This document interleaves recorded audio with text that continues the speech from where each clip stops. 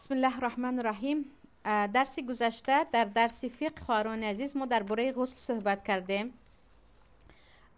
امروز درباره حیض و درباره نفاس و درباره استحاضه صحبت میکنیم. این درس اساساً مخصوص زنها و دخترها هستند، برای اینکه خواهران عزیز میدونید که مسئله حیض و نفاس و مسئله استحاضه اساساً به زنها متعلق است و عجیبش این است که خواهران زیاد همین مسئله ها رو از این طرف و این طرف خیلی زیاد میپرسن. درباره حیض چقدر جواب دهیم هم باز میپرسن و خواهرانی که در مسئله حیض و استحاضه و نفاس مثلا همیشه میگوید سرم گرنگ است نمیدونم، خواهش میکنم یک بار همین درس ها رو حتی نویسید، یعنی خیلی و خیلی با دقت گوش کنید، تقریبا به تمام سوال هایتون جواب پیدا می شود. اولا درباره حیض خواهران عزیز، دخترک از کی حیض می شود؟ مسئله حیض شدن دخترک مسئله به بلاغت رسیدن است و به بلاغت رسیدن 9 سالگی 10 سالگی 11 سالگی نیست. هر یک دخترک طبیعتی خودش را دارد، یا گفتیم فیزیکی جسمانی در کدام وقت حیض میبیند یا به بلاغت میرسد، این مسئله مخصوصی هر کس است. مثلا بعضی از کشورها یا گفتیم بعضی از منطقه ها هستند که دخترکاشون 9 ساله حیض میبینند، بعضی جایها هست که 14 ساله حیض میبیند، بعضی دخترکا حتی 11 ساله. و مسئله حیض رو به بی‌آدابی اصلا رابطه نبندید. و خواهر گفته بود سبحان الله که میگوید در جای ما دخترک اگر بر وقت حیض شود میگن این بد اخلاق است، خیلی زود هوشیار شده است، در حالی که حیض خواهران عزیز پیامبر صلی الله علیه و سلم میگن بیماری است که پروردگار به دختران حضرت آدم این رو نوشته است، تقدیر کرده است. حیض شدن تو کی شدنی تو در دست تو نیست و هر وقتی که جسم انسان به بلاغت میرسد او حیض میبیند. برای همین دخترک از چند سالگی حیض میبیند گفته نپرسید. دخترک بعضیا گفتم حتی 9 ساله 8 ساله، یعنی من یکی از دخترکایی که از افریقا هستن میگن در موقع خیلی زود به بلاغت میرسند و حتی 8 ساله 9 سالهشون یک زنای کلون بر این زود حیض میشوند. مثلا در موقع که جسمن میده هستی مردمی دخترکا 13 14 15 ساله بعضی و حتی 17 ساله هم حیض میبینن. یعنی حیض را یک سن سال معین ندارد، تو چند سالگی بعضی هم مثلا تو 40 سالگی بعضی و تو حتی 50 55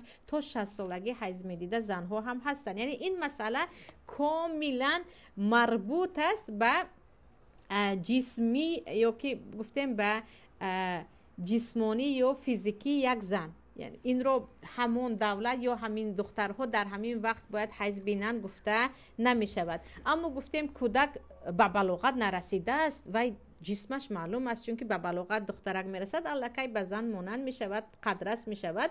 گفتیم خیلی میده است و خون می بیند، پس و بیماری هست. یا کمپیری مثلا که عموما دیگر به وی هیچ امیدی نیست حیض میبیند و این بیماری است، این رو دیگر میگیم استحاضه است، این رو شما به حیض آمیخته نمیکنید. و در حالت حیض خواهران عزیز میدانیم که نماز خواندن حرام است، روزه گرفتن حرام است، همخوابگی حرام است، قرآن خواندن در نزد جمهور علما جایز نیست، حتی با پرچتکه باشد هم فقط بعضیشون برای معلمه ها اجازه میدهند آن هم قرآن را نقبیده به مسجد داخل شدن حرام است و این چنین طواف خانه الله کردن، یعنی این کارها همش گناه است. و حیض خونی هست که خیلی گفتیم از رحم زن خارج می شود و به سن سال معین رابطه ندارد.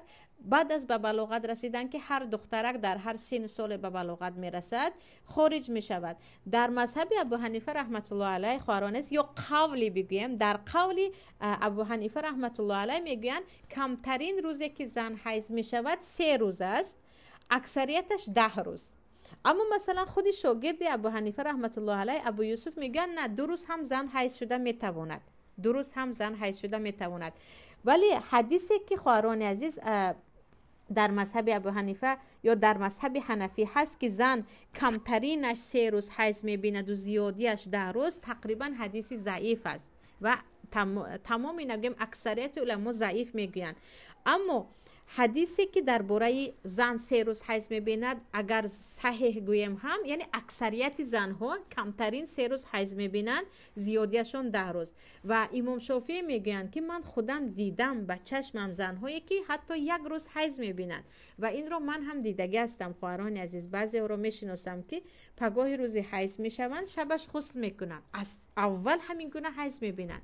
پس در مسئله حیض وقتی که ما شاهد عیان داریم، میدونیم که همین گونه زنها هستند، نباید مذهب حنفی گویان اینقدر تعصب کنیم، چون که گفتم که شاگرد ابو حنیفه رحمت الله علیه قاضی ابو یوسف هم میگن که زنک 2 روز میتواند حیض بیند. پس این به جسم زنک یا گفتیم به فیزیکی جسمانی زنک رو دارد که بعضی زنها حتی 1 روز هم حیض میشوند و تا 15 روز دوام میکند. تا 15 روز حیض دوام کردنش در حدیث بخاری است که وقتی پیامبر میگن شما در دینتان نقصان دارید، از پیامبر زنها میپرسن که نقصان دین ما چی است؟ پیامبر میگن مگر به خاطر حیض نیم ماه رو شما بعضیتون روزه هم نمیگیرید، نماز هم نمیخونید. یعنی وقتی که 1 ماه پوره 1 مرد نماز میخوند و 1 زن 1 ماه نصفش رو نماز نمیخوند، خواهی نخواهی اینجا چی است؟ نقصان است. برای همین خواهران عزیز، اگر به مسئله حیض نگاه کنید، کمترین مدت حیض میتواند 1 روز هم باشد، از همه زیادش تا 15 روز دوام میکند. یعنی قول جمهور در اینجا راجح است و حدیثش هم صحیح تر است. لیکن حیض وقتی که میگوییم خواهران عزیز، خیلی زنها در همینجا خطا میکنند. وقتی حیض میشوند، خصوصا زنهایی که مثلا ببخشید شوهرشون از راه دور آمد چند وقت ندیدن، یا رمضان نزدیک است یا شب قدر نزدیک است، میدونند که هنوز پاک نشدن، زود غسل میکنند یا نماز میخوانند یا روزه میگیرند یا چیزی دیگر، در حالی که وقتی زنک حیض شد تا کاملا سفیدی رو نبیند، یعنی ویدلینی سفید رو، یا خشک نشود، که حتی در زمان حضرت عایشه یا گفتیم در زمان پیامبر صلی الله علیه و سلم زنها پخته گسل میکردن به نزد حضرت عایشه که ببین در پخته همین گونه رنگ است، آیا این حیض است یا نه. وقتی کمی زردی داشت حضرت عایشه میگفتن صبر کنید.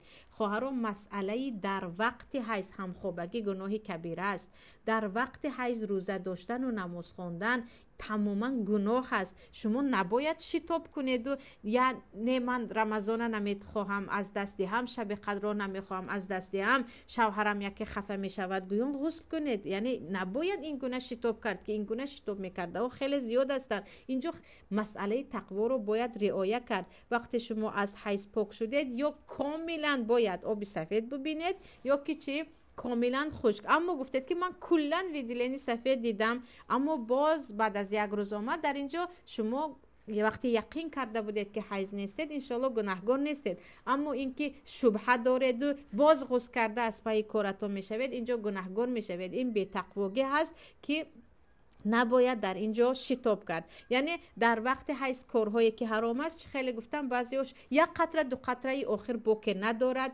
اگر به رنگ جگر رنگ یا قهوه رنگی یا بروسی زیاد خواهرها میگن کریچنوی هست، هیچ آیا بوکه نیست غسل کنم؟ نه، غسل نکن، باید انتظار شوی تا کلن پاک شدن سفید شدن، باید انتظار شوی. و چیزی دیگر خواهران عزیز، بعضی ها میگن که یعنی خواهرها همین گونه، من غسل کردم 1 کمی رنگی مثلا گلابی آمد، بعد از این نمازم رو خوندم، نه، از نو باید غسل میکنید. 1 قطره آیت هم شما باید غسلتون رو از نو کنید. مسئله حیض چیز خیلی جدی است. یا سرشویش 1 قطره آمده است، نه هنوز زیاد نیست، گویان از پای کار خود میشوند که گویا که این حیض نیست. با کمترین قطره حیض شروع می شود، با کمترین رنگی که در آخر می بینید هنوز حیض باقی است. با این باید انتظار شد که خیلی گفتم بعضی ها فقط همون رنگ سرخ رو انتظار می شوند، کمی می اومده رو هیچ انتظار نمی شوند. پس حیض خواهران عزیز قول راجح هست. قول راجح یعنی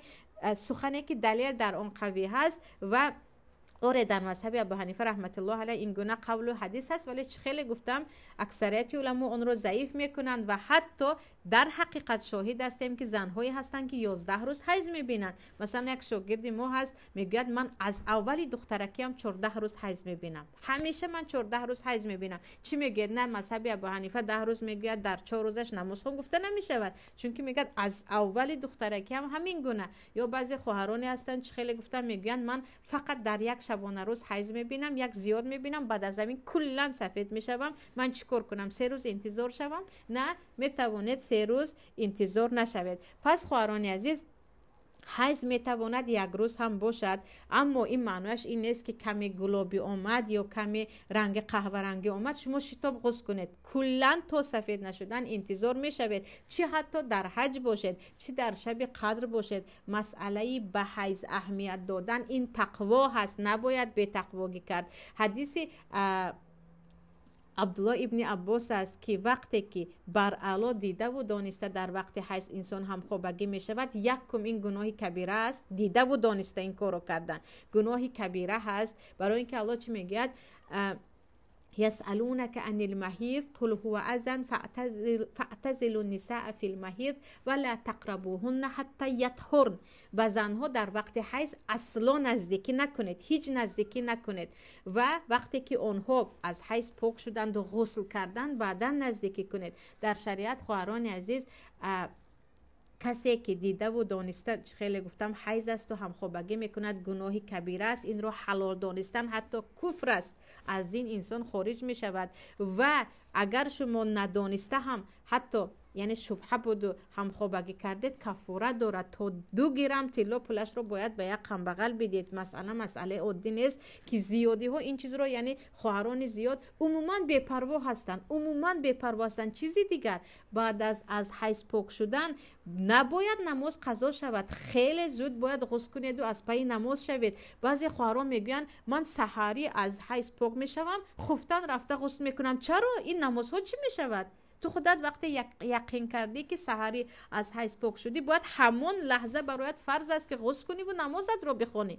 الحمدلله این رحمت پروردگار که در وقت حیض نمازهایی که ما نخوندیم آنها قضا نمی شود. حدیث حضرت عایشه در بخاری هست، اما روزه همون قضا می شود و شما پاک شدید میدونید و غسل نکرده می نشینید، به این گناهگار می شوید. و مسئله حیض خواهران عزیز از مسئله های هست که حلال و حرام در داخلش هست، یعنی مسئله خیلی نازک است برای زنها و در این مسئله باید تقوا کنیم، چی در دانستن روزهای حیضمون، چی کارهایی که نباید در حیض دست زنیم. و این چونین درباره چی خیلی گفتم به تقوایی کرده خیلی زود غسل کرده و از پی کار بار شدن. این درباره حیض بود. درباره نفاس که بعد از تولد فرزند می آید و درباره استحاضه بگیریم درس دیگر ان شاء الله.